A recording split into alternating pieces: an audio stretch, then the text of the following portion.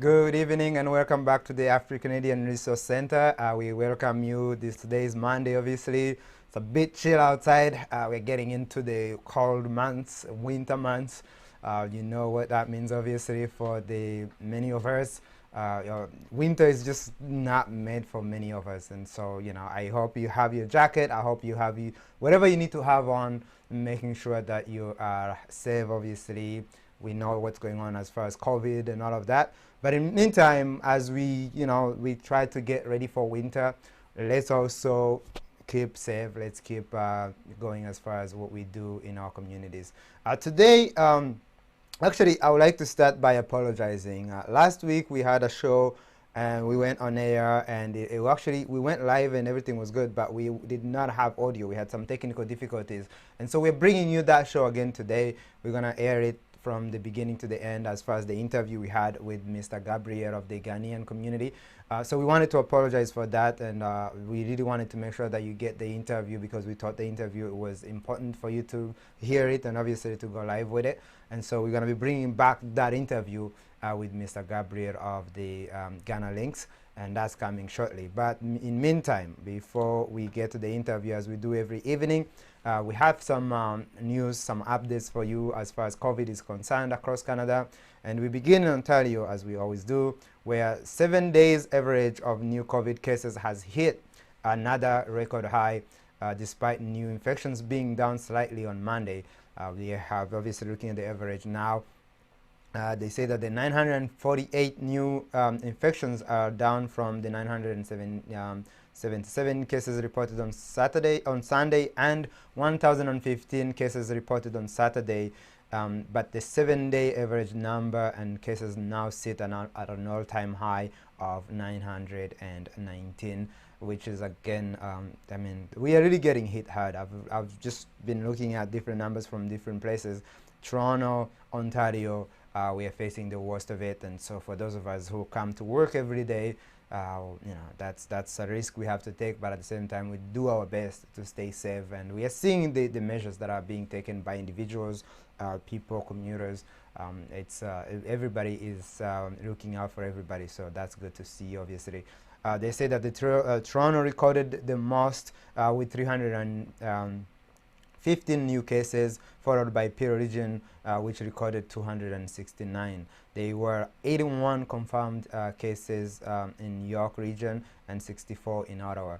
And you can see the difference, obviously, in Ottawa. Ottawa is a big city, but the fact that Peel Region alone is having about 269 cases, if you all put everything together in the GTA, we are sitting at around 600 cases.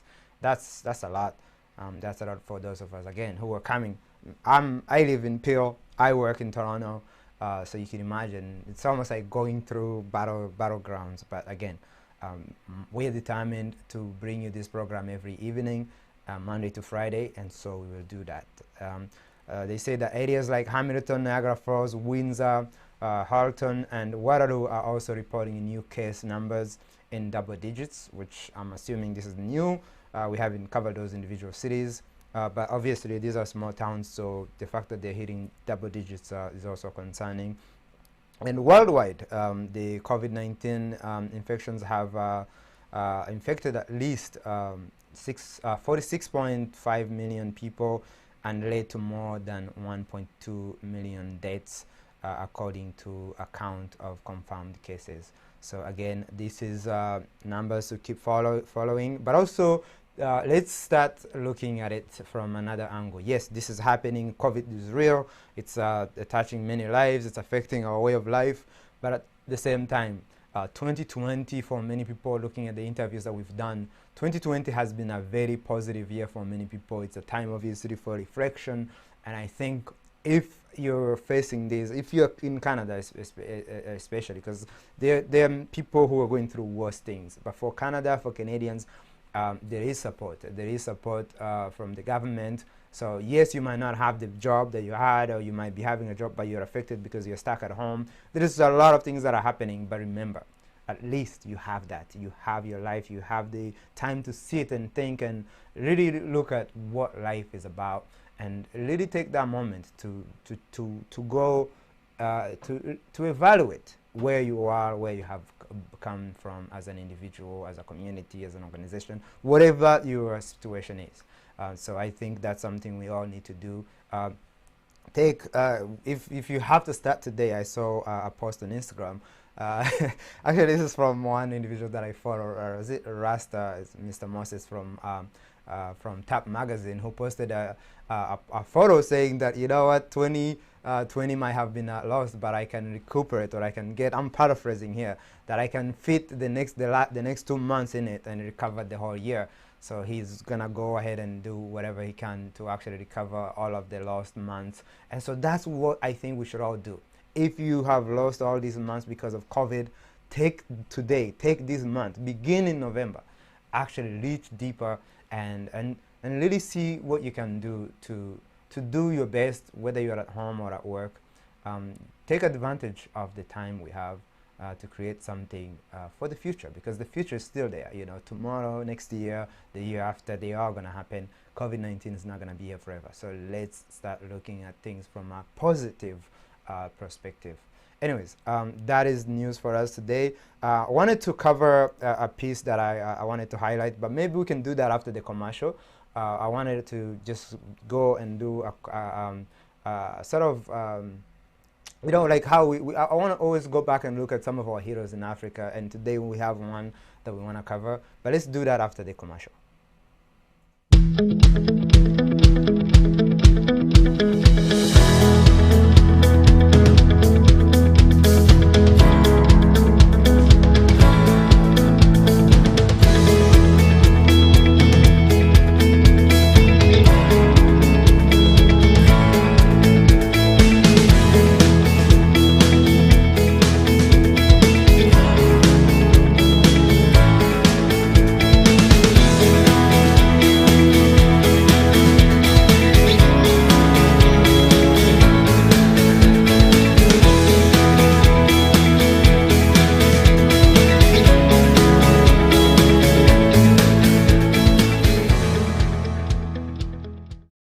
A message from the Government of Canada.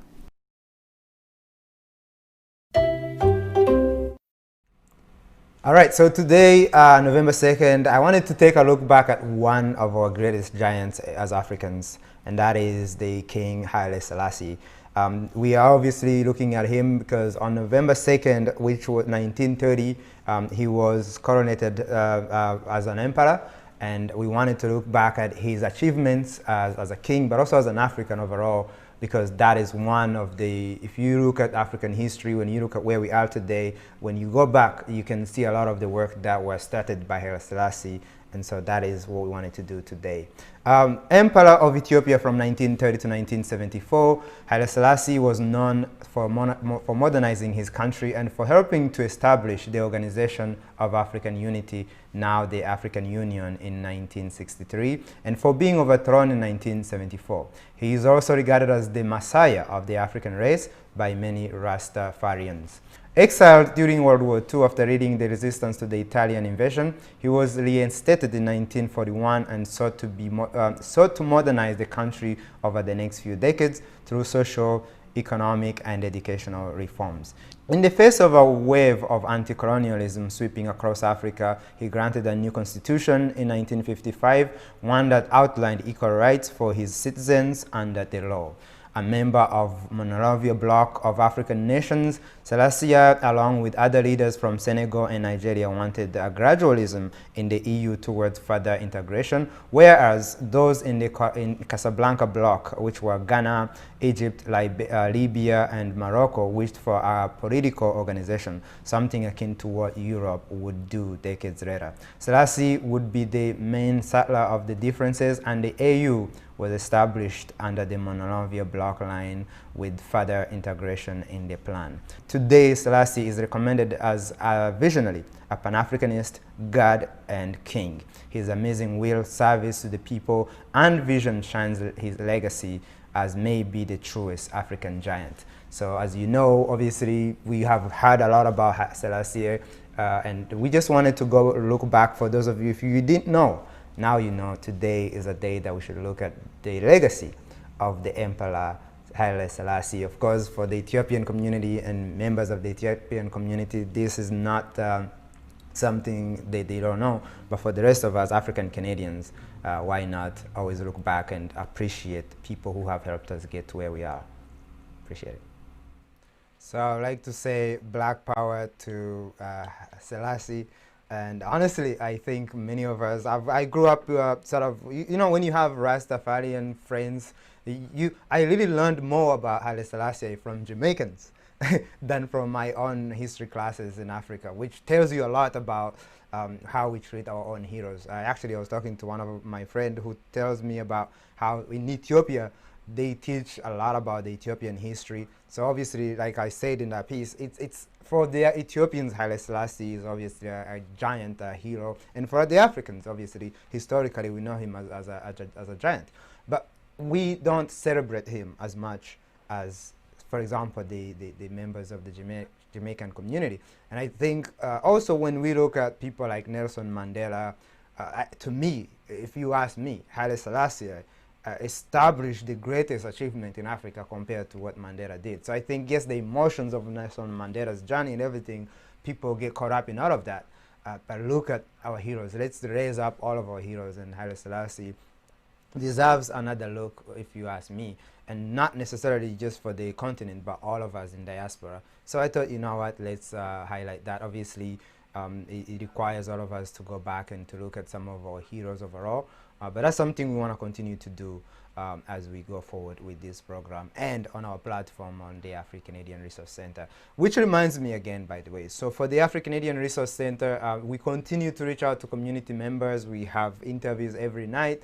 When COVID goes away, we want to go back into the field and do more interviews on the field and really actually visit the workshops and stores and offices and wherever our members are, especially here in Toronto.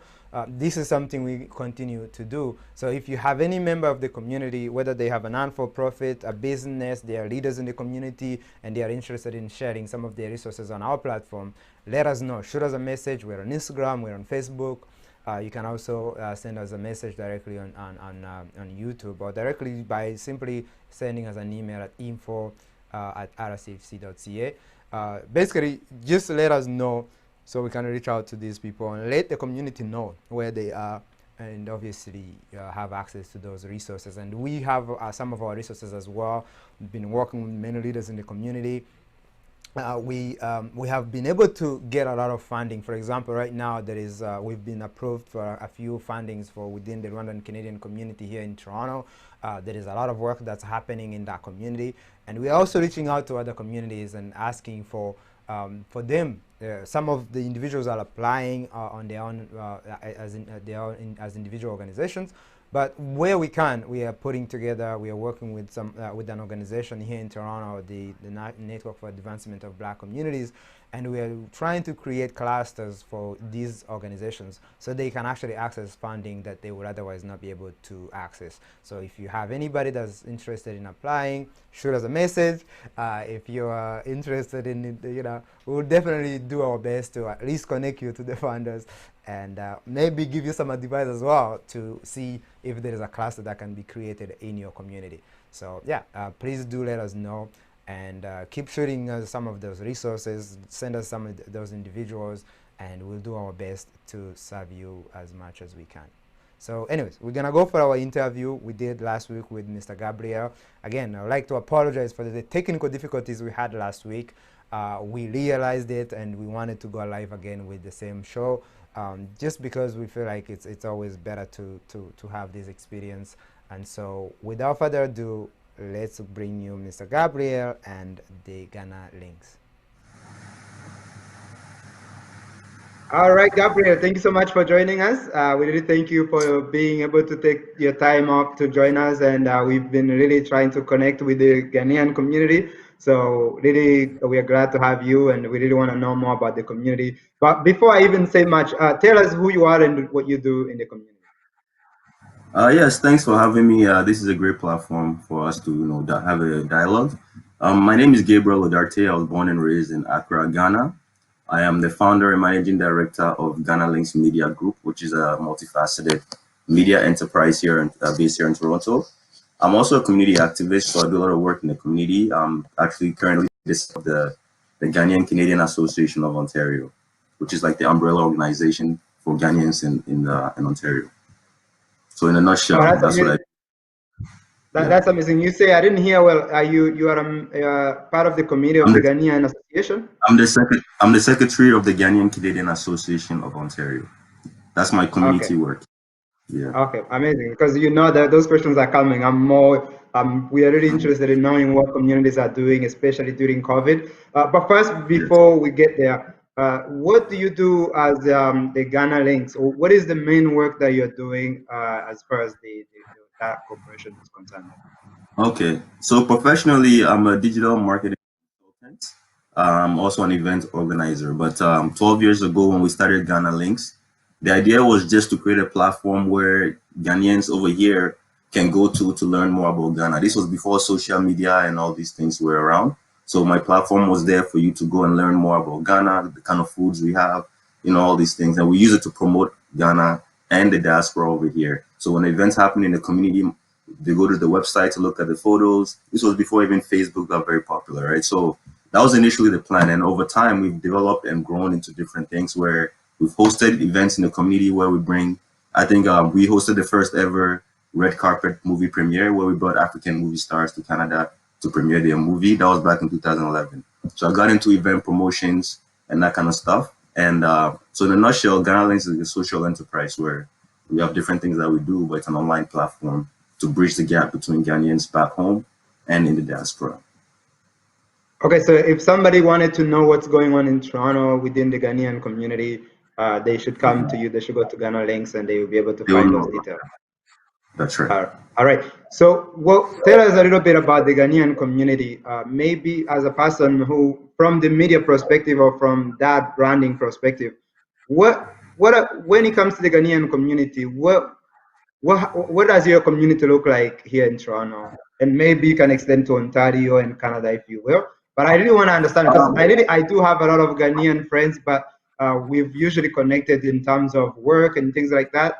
Uh, when we're looking at socializing, obviously socioeconomic, and and I'm gonna go into politics later, so maybe let's focus more on socioeconomics and those social activities. What does the Ghanaian community look like overall? Well, I think if you look at the African community as a whole, they say the Ghanaian community is one of the strongest ones, simply because of, I guess, the population. We have a lot of Ghanaians in Ontario, more than 60,000 for sure in Canada here, or in Ontario, I should say. And the community is strong because we have a lot of, local businesses, small businesses here and there. And one thing that Ghanaians do well here is that, uh, depend on where you're from in Ghana, there's a cultural group here for you. So we have over 20 different various cultural associations that fall under the umbrella of the Ghanaian association that I was talking about. So because of that, Ghanaians are a little bit more connected. If you're from Ashanti region, even with the Ashanti region, there's different cultures within them, and they have all the associations here. We have a lot of Ghanaian churches, so these things bring our community together. I'd say compared to other communities. Yeah, but if you go to even Ottawa, there's a lot of Ghanaians there. If you go to Edmonton, you see a lot of Ghanaians there. But we're mostly here in the GTA. Yeah. Now, that is true when you think about, especially when it comes to churches, the events that the Ghanaian communities put together. I've been to a few. I remember when Ghana, I believe when you guys won the African Cup or something, there The was World Cup. used to have Yeah, yeah, events yeah. on Jen and Wilson. Like I've been to those Yeah, kind of events, so I know you guys yeah, have numbers for sure. What yes. has the community done that you would say, okay, you know what, this is an exemplary for the rest of African communities to look at? Of course, having churches, those are part of that.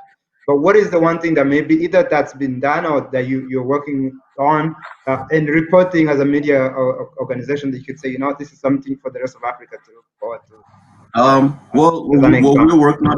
what we're working on as a Ghanaian community, I wouldn't say it hasn't been done yet, because maybe I believe the Somalian community might have it. But one of our major goals is to build our own community center, resource center. Something that years from now, 50 years from now, there's a building where you see it, you know it belongs to Ghanaians in Ontario or in GTA. So that's something that we're really, really pushing. We've been working with politicians in the area where we want to build this because we need help. We need to find a place and we need help from the government. So it's something that we're working on for the last 5 years. We've been in communications to see what we can do, but it's one of the biggest projects that we're trying to undertake right now, which is to build a facility, a resource. I believe I saw, if I'm not mistaken, I saw a report in the news about a particular location that had been promised. I don't know if that was your community, and now it's been given to someone else. Was that? Tell us a little bit about that. Well, the place that we saw, we thought we could use that place because it was like an abandoned building. I think back in the day it belonged to the Jamaican community, and they stopped using it, so it was just there, and we saw it. So we had meetings, and after meetings, they took us there, they showed us what we need to do, the business plan, the renovations, all that stuff. So we were working towards maybe using that as a space. But then when COVID happened, we found out that they said they're now using it as a storage facility for PPEs or something like that. And we didn't like that because after all these years of working with us, how do you just, change the whole story? So that created a lot of attention. We called the media come in, I believe it was CBC, and they spoke to us and they came and reported on it. So it went very far because of the coverage that we got from it. And what is the status right now? What is the status on that? So we ended up creating a petition. About 5,000 people signed online, and we're trying to organize meetings to get to the mayor of Toronto so we can get this thing going. Okay, so it's ongoing now. It's a matter of, obviously there's more work. Okay, that's really good. So I've noticed that you and I sort of have the same in terms of like we're in media, but also obviously we do. I don't know if you know about us, but we do have a non-for-profit which is pushing this platform. It's the Rwandan Canadian Healing Center. It is in our name. We are also pursuing to build a center, which is a healing center. We don't know when that goal is going to be achieved, but we've given ourselves at least 10 years to do so. So like you, we are really looking to have a center, an actual structural building where people can go.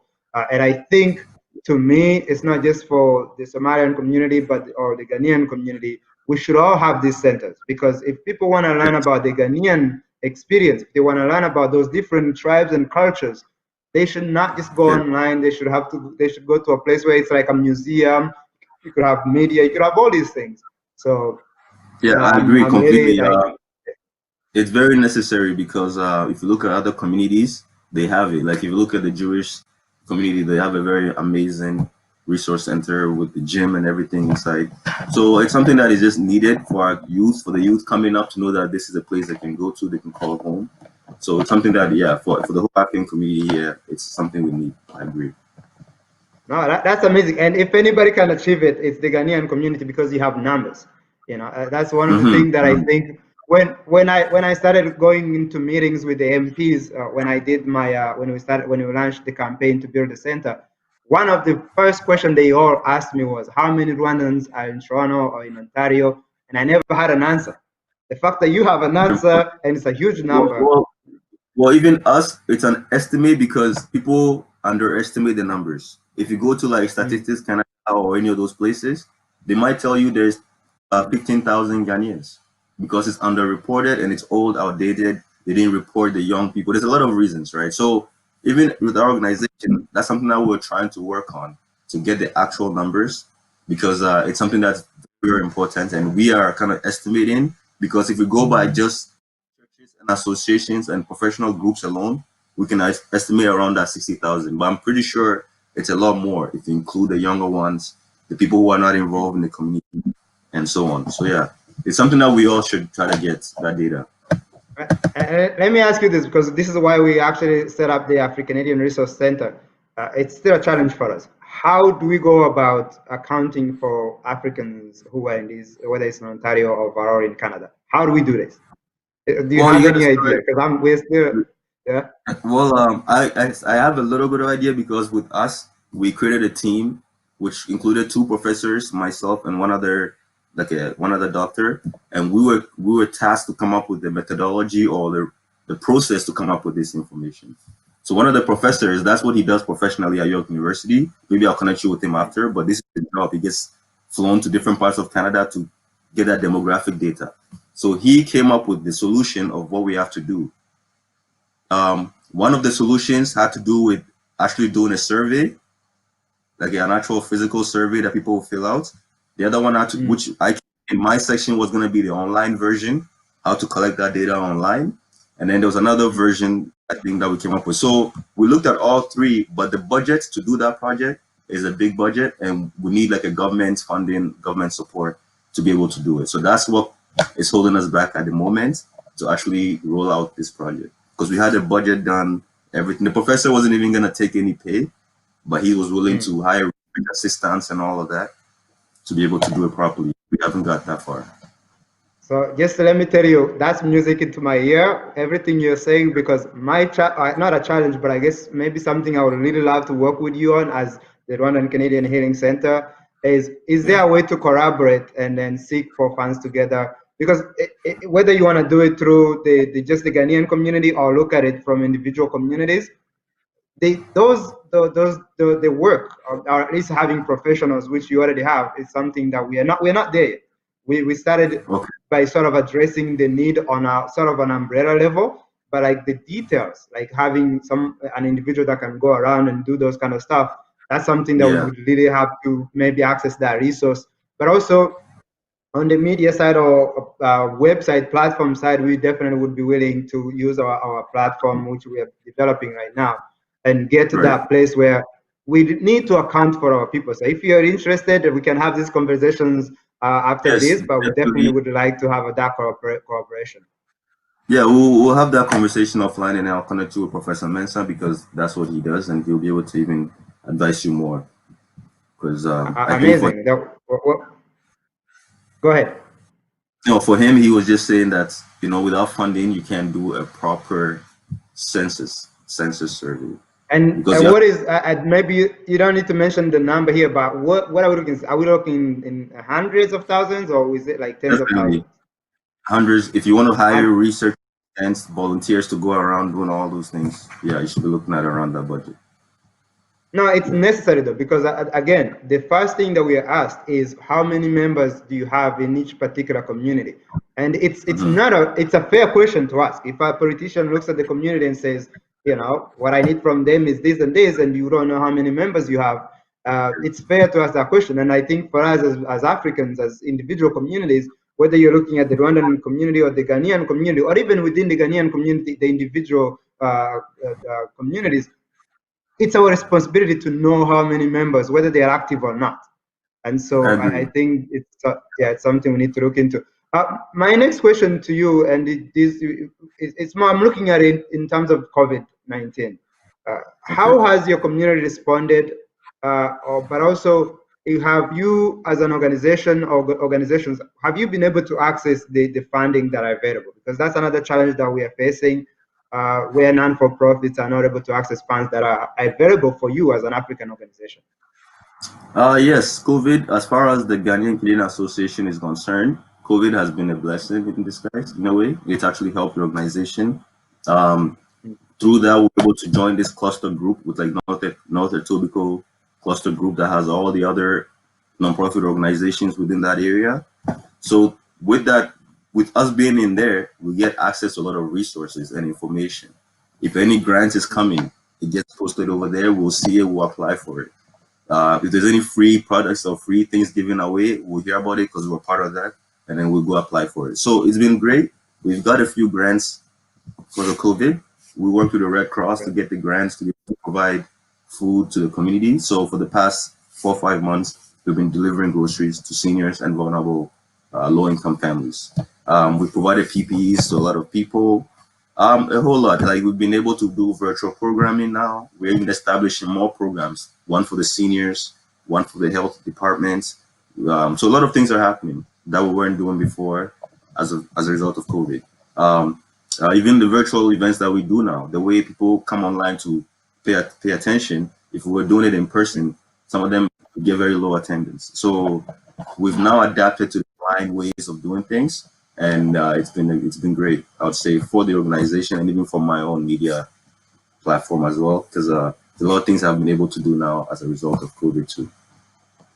Now, I'll say this because we are very involved in terms of we've gotten the grant from the Red Cross as well, which is why we have this platform, we're running this platform. But my question to you, which is also maybe a challenge we need to challenge the government as the funding organizations, do you feel like a lot of the funding that are being given, obviously they all focus on COVID response, but for the African Canadians, for the continental African Canadians, there is a lack of capacity. For sure, based on what you're saying, your community sounds like it's better placed.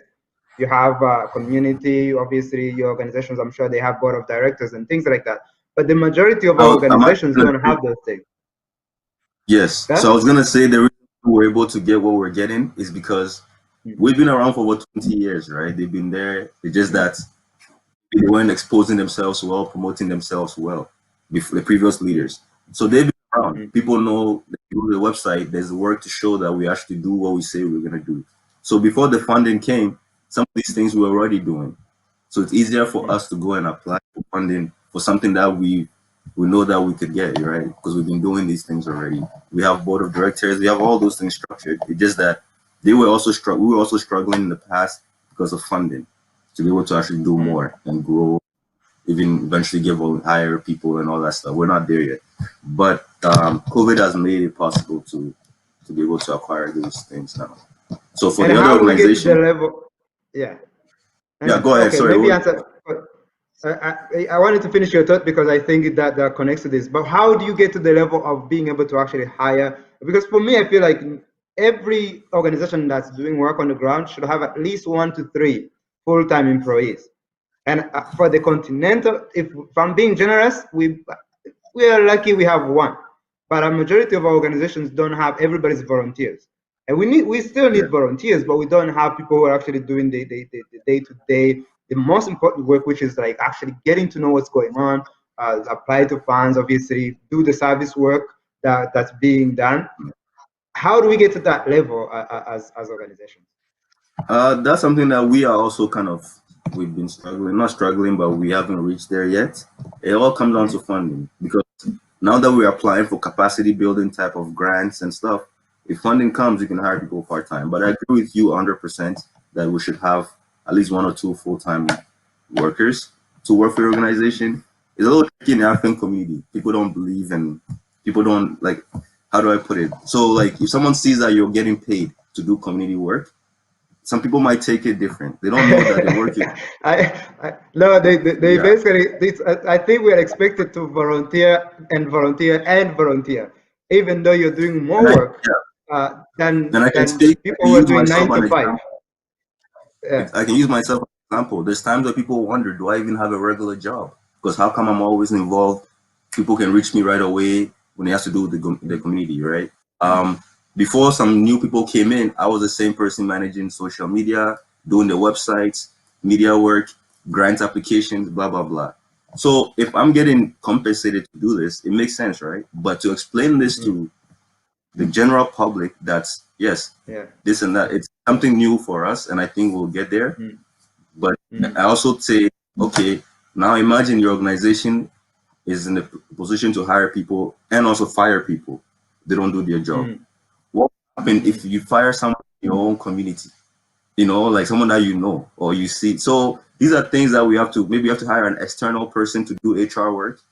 These are all things that you have No, but to. I think when you hire, like obviously for our project, we've hired individuals. You could hire people in your community. That's the whole point of it. But you hire them for their work, not because they're your friend, right? Right, So that way, when right. you fire them for the work they did or didn't do. So I think to me that And then should be they'll easy go. to do. So what if now that individual's mom and dad see you? Oh, this guy is the guy that I lost my son lost their job because of them. Like those things. It's I I mean it's mean, Gabriel, back home we yeah, hire our own people, right? It's something to me. It's a non-for-profit, though it's a non-for-profit. It's a business. You have to operate yeah. as a business, which means there is returns. If you're not getting returns for the work that you're bringing people for, whether they're volunteers or hired, you've got to find a way to change that. And I think when you have an employee, True. you're bringing somebody who Mhm. actually not only want to have the desire, but they also have the time to get it done. And yeah, That's the key, the time to do it because we have a lot of volunteers come and go, and some of them yeah. actually pick and choose what they want to volunteer for, which events they want to be part of, even though we're all in the same organization. So it's only a few of us that put in that time, right? So as a matter of fact, going into the new year, there's a grant that we're waiting for, but when that comes, we're talking about hiring part-time, capacity building, part of capacity growing. So that's gonna come, I believe. We're getting there because even myself, some of the things I do now, because my company is being contracted to do it, there's an invoice attached to it. It's not all volunteer work anymore. Because to revamp an organization's website, for example, is a lot of work. And because my company does web designing, they have to pay the company, not me personally, but the company. Yeah. So these are the things that we're doing. I think what we need to do, this is why I think it's important to have good governance training, leadership training. What's important is just making sure that there is established policies and rules. So that way, when whatever we do, it's already predetermined. So there is no conflicts of interest. But overall, if we are going to develop as a continental African Canadian communities or businesses or whatever the case might be, we have to be able to compensate for the work that we would otherwise compensate for if we were to hire people from outside the community. I feel like sometimes when it's our own people, we expect to do it for free, but we bring on other people we want to, you know. I think that will change. Like even my organization, I always tell them that this is the best we've done since I have joined. I've been there for 5-6 years. They've been around for over 20 years. This is the most we've done as far as getting funded, right? And programs and all these things. So I believe we're slowly getting there. And yeah, we're gonna have to eventually start compensating people because some of the stuff I do, if it was all free, I'll get burnt out because I have to focus on other things that will pay my bills. But if I know that all this work there's something, for my time, then yeah, it motivates you to continue doing your work. There's that, and then there's the volunteer aspect. I do volunteer stuff. Yeah. But any related stuff, it has to be, paid for. Yeah. No, and I'm glad you're having that conversation. I'm glad you're approaching it that way, and that's I think the reason why I'm actually even looking at. The RSHC does provide leadership training. We've done it the last year. We actually got a grant from the Canadian Heritage to do so. We hope to continue that through the next not just the next 3 years, but we had like the first project was supposed to be 4 years. We want to continue doing that, but we also really want to encourage other African communities to do the same. Like we cannot operate on just volunteerism. Volunteerism is needed, but we need to be able to set aside a budget for employees that can actually do the work, because otherwise we can't compete. We can't compete with other communities. It is a competition. I agree because professionally, like my job, my 9 to 5 is, besides all the things I do, I actually work for a nonprofit organization as a communications coordinator. That's my actual job. So I have a lot of experience seeing how they have $1 million budget every year or more than that, every annual budget, what they do, because they've been around since 1975, right? And Pure Region sponsor them. Like the salaries are paid through the funders, right? So I've seen how that works, and I'm trying to bring that experience to the African community because this is a place with over 100 staff and it's a nonprofit organization. Everybody's paid benefits, everything, right? So yeah, I do. It's doable. That's amazing, man. I feel like the Ghanaian community is in good hands, and we really want to work with you. I'm definitely gonna reach out as an executive director and just see how we can collaborate. Because to me, everything you're saying is music to my ears. Because I want to see that. I want to see the development process and just changing things and being players in Toronto, in Ontario, in Canada. Because we have people, we should be players in these environments. Perfect. My other question that I had for you, because again, I've really been close to a lot of members of the Ghanaian community. When you look at the community, the Ghanaian community, and obviously when you look back home, you do have a better political situation than a lot of other African communities. What is the one thing that you think that we need to do as Africans, right, as a collective, to actually maybe influence what takes place back home, so we're not always stuck in this group is better, this group is better, but I'll actually do the development that we know is needed, that is required if again we're talking about being players on the Toronto level and Canada level, but also Africa needs to get its business together in order to be players globally. What do you think we can do as diaspora members to influence what goes on back home? Well, it starts with back home itself. I believe a lot of things needs to change. We need to change our mindset to start, because I know in Ghana we're always talking about this party or there's two parties, NDC and NPP. Whenever like election is coming next month, it's always these two. We don't even pay attention to the policies that these candidates are talking about, right? We don't pay attention to certain things. It's all about which area is this person from, what language they speak, what is their ideologies, and then we just go and vote. So these things have created issues for so many years, and even our generation now, people were still doing it, where we're voting just because that's the party I'm from, right? And Nigeria, for example, I believe they have this thing where Northerners versus Southerners, Christians versus Muslims, and it affects the political system.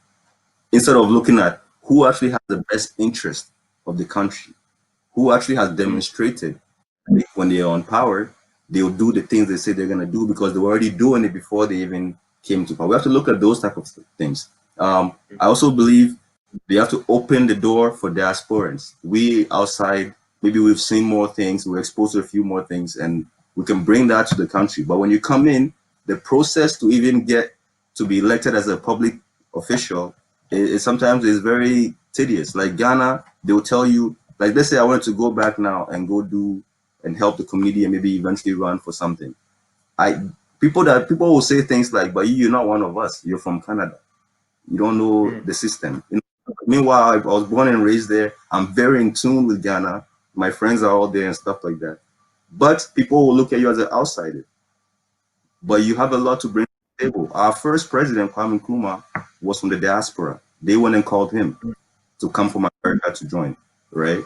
So I believe the diasporans are the ones that can change Africa because we've been privileged to certain experiences here. We've seen certain things here. In Canada here, something like this common thing like a road. We see them remove the road and replace them in the winter. You know, like when they're fixing the roads here, whereby you go back home, one road hasn't been fixed for over 20 years, right? So when we see the things working here, we go back home with our experiences and our knowledge to change Africa. But the people back home has to be accepting of the diasporans and make it accessible. Like right now, if I wanted to do something, I have to relinquish my Canadian citizenship or something like that to become to be a political member of parliament or something like that. You have to become a Ghanaian. You can't be Ghanaian Canadian. And all these things, I think, doesn't help us in any way because there's so many people back home in the diaspora that want to come home and make changes. But what is the process for them to come in? So that's my.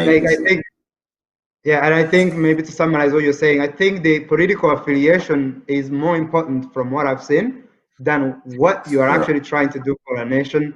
And now we are trying, I think we've copied, it's almost like when we come to the diaspora, when we come to the West, we take all the bad behaviors of the West and we borrow that, as opposed to like, instead of like taking all the good, like the development, we want to go like the Democrat and the Republican. Okay, that's what we're going to take. Like, what are you like?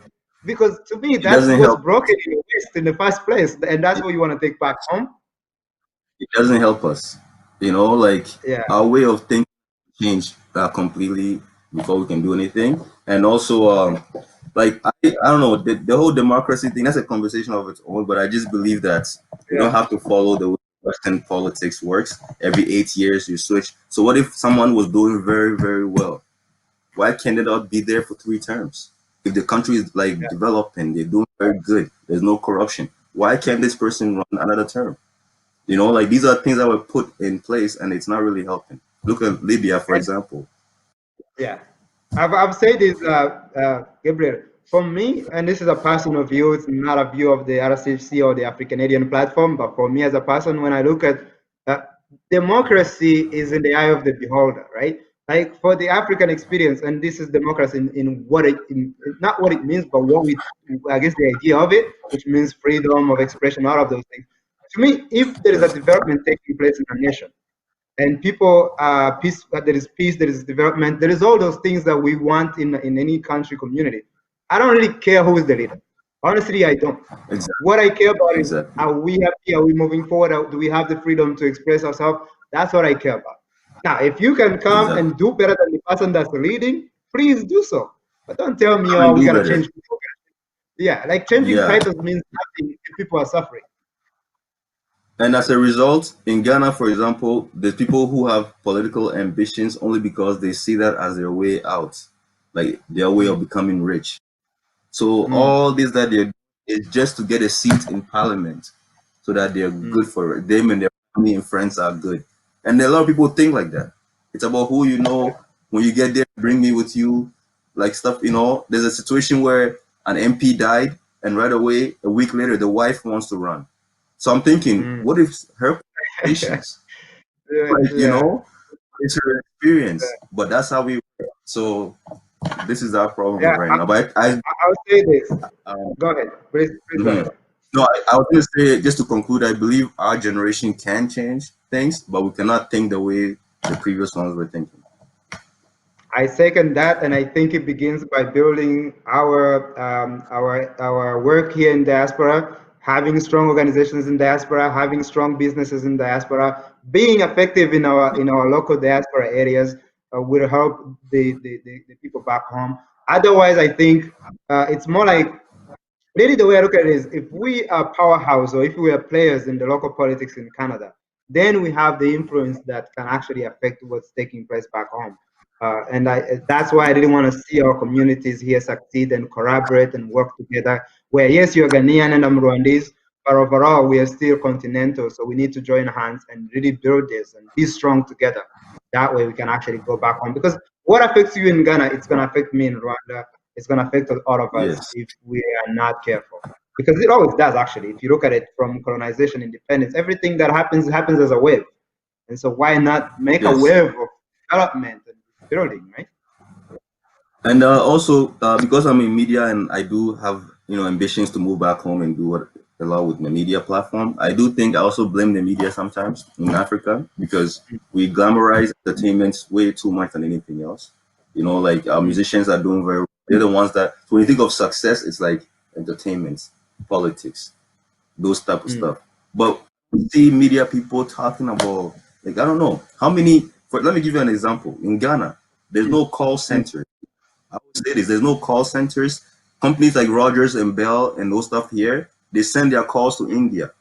We speak better mm. English, excuse me, but we don't have a Yeah, facility to be able to run call centers. It's simple thing mm. like that, right? But there's so much. There's so much we can do, and the youth in Africa, I believe, is 60% our youth.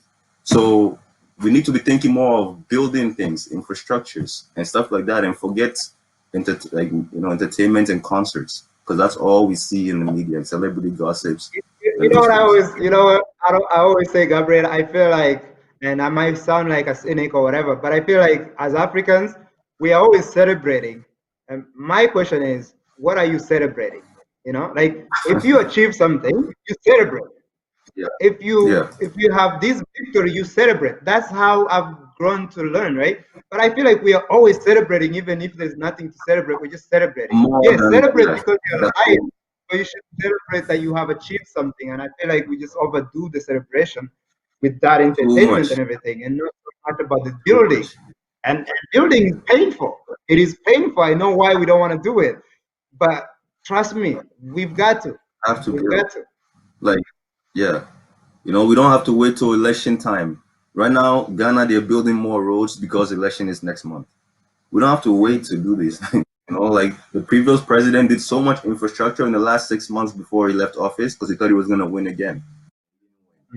But it's like, I was thinking, why wait? You had 4 years. Why wait till you're about to leave to show that you care about infrastructure? Yeah, that you just know? means there's no vision. There's no vision because if you have a vision, day one, you start implementing that vision. It's not about politics. It's more about I will do this even if I was not in office, and that's what you said earlier. We are more Yeah, about just sort of serving our interests as opposed to what am I leaving for my children and their children. And again, I think you're right. This generation, I won't even say my generation, more so the one that's coming up, if they sense yeah, the BS and they know what's real. And obviously, they are not involved. The majority of them are not involved in politics. They are more on the entertainment yeah, side. But hopefully, they can exactly. bring that influence because they Like, have the they voice. They influence, are, yeah, they do. yeah. They do, yes. Yeah, no, Oh I agree man, with you on that. listen, we can talk forever. Maybe my last question to you is tell us what's coming up for Ghanalinx and the Ghanaian community that people should know about. Well, for Ghanalinx, me personally, I'm trying to also tap into some of the funding and resources being given to Black entrepreneurs. Because my goal and my dream really is to just be able to hire people and employ more people and create jobs. Like even right now, my graphic designer lives in Ghana. I pay him like every week, every job we get, we do it. He makes money, I make money, everybody's happy. And I've been working with him for 3 years, and I'm not there. So I always say to myself, imagine if I can have like 10 employees in Ghana, they're doing things for me and stuff like that, right? So that's where I want to go, and then eventually establish myself well, where I have my in-house office. When you walk in here, you're at Ghanalinx Studios and that kind of thing. So yeah, that's what I'm working towards. And as far as the Ghanaian community, like I said, things are happening. So going to next year, probably more funding will be coming in for us to run more programs and bring in more people. So yeah, Am- COVID has been good. Amazing. That's really good. And where can people find you on both platforms? I know the Ghanalinx, you have Yeah. Instagram, but I don't know about the Ghanaian community. Let us So know where people can yeah. find you on those platforms. So there's a few things with the Ghana links. We have a corporate side, which is us, all those things, digital communications. So that one, the website is GhanaLinxMediaGroup.com, and that just shows you our portfolio, and you can contact us to do work for you. But then we have Ghanalinx.com, which is the first site that I did 12 years, and that one is where you go for news, entertainment, community information. You can promote your business. So that's Ghanalinx.com. So there are two different websites, and then on social media, just type Ghanalinx and you'll find me. The links is Linx, like X-ray. So Ghanalinx, and you'll find me everywhere. Yeah. Thank you so much. I really feel like always when we have these conversations, I just have like a million more questions to ask. And I really, if you notice, I enjoy talking about community, but also I'm in media, so you and I could have a lot to talk about on that end. But Definitely, overall, uh, definitely, we can have offline. We can talk if you have any questions. Yeah. absolutely, we will So do that. And we really appreciate your time and we wish you all the best on the community side. And we look forward to working with you, but also on the media side, man. I encourage you and really do involve people back home. Trust me, we have talent back home. They can do the that's it. work, and if not even better, they bring us the value that we sometimes forget about that part of it. So yeah, I encourage that. Yeah. And who knows, the content that you're talking about could be started by Ghanalinx and then build from there. Like that's what I'm saying. Diaspora is going to be that example that the rest of Africa can hopefully follow. And we I do have believe a that. lot to learn from them. Yeah, Yes, we do. I yeah, we don't have this ego or we don't have anything to learn from people back home. We do, but let's also exchange. Let's have that collaboration. Let's have that reciprocity that is required to actually build something long term. Oh yeah, for sure. We always have things to learn from each other. I was in Ghana in January. One of my classmates, even though he's a teacher, his hobby is video productions. I learned so much from him in January that now that COVID has happened, I'm applying some of the things. And I'm also doing video editing and production and stuff like that. And I even told him, I'm like, you inspired me. So come back and buy certain equipment to be able to do my work. So yeah, There you I go. believe we can. And that's what yeah, that's what community is about. It's about learning from each other, and we Yeah. hope and we look forward to doing that with Ghana Links and Ghanaian community. So thank you so much for joining us, Gabriel, and really all the best and stay safe during this time of pandemic. You too. Thank you so much for having me. It's been fun. Thanks. Absolutely. Bye bye. A coronavirus is a type of virus that can infect the respiratory tract, meaning the nose, mouth, throat, sinuses, or lungs. There are many types of coronaviruses, and most cause only mild illness, such as the common cold. But some coronaviruses can cause severe illness. The most likely way people can become infected is by droplets that contain the virus. These droplets carry the virus into the air and can enter through the nose, mouth, throat, and lungs of a person who is within 6 feet or 2 meters. The virus infects the lungs, causing the lungs to become inflamed. The alveolar sacs have to be healthy for the body to breathe in oxygen and breathe out carbon dioxide. Infection of the virus causes damage to the cells of the lungs and triggers an inflammatory reaction. Fever may develop. With severe inflammation, inflammatory fluid fills the lungs. This reduces the function of the alveoli, resulting in coughing and difficulty breathing. The oxygen level in the blood may decrease.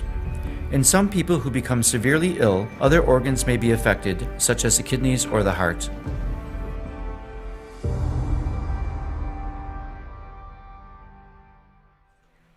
Thank you and welcome back. So this is, we really appreciate you for being with us, and obviously we had an interview last week that we wanted to cover and to go back and talk to Mr. Gabriel.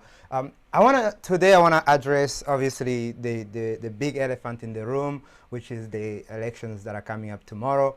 Trump or Biden, which one do you want to pick? I put out a tweet earlier today, and to me, if you really look at what our people, meaning the African community, in this case obviously we're Canadians, but I'm addressing it as an American. In the Americas, many of us look at this and they think there is a choice that is better than the other, right? So we think Biden is with us. We look at it the same way we used to talk about Clinton, the Bill Clinton, the first black president. And then we look at the policies, right? The policies is where I am. If your policies do not align with the community that I align with, then what's the point? And so many of our people get, all caught up and they get excited about the elections. Oh, Biden, my president, all of that. And then they forget to look at what Biden has actually achieved in his lifetime. The main key point is the crime bill. I know every time we talk about that bill, everybody sort of talks about everything that's wrong with Trump. And yes, there's something wrong with Trump. Trump is a racist. He has shown us that he's a racist.